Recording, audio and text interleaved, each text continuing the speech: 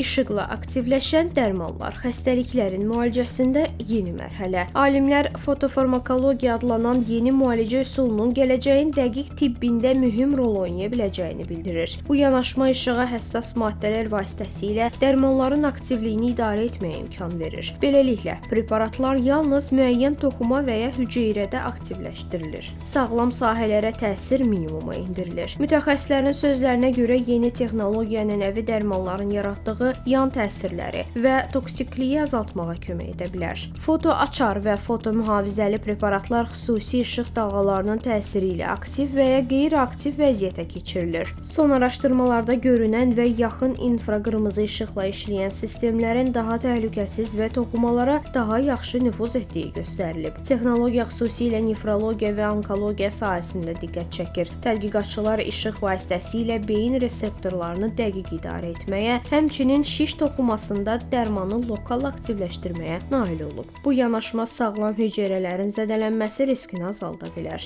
Bununla yanaşı klinik tətbiq üçün xüsusi optik avadanlıqların tələb olunması və işığın dərin toxumalara çatdırılması hələ də əsas problemlərdən sayılır.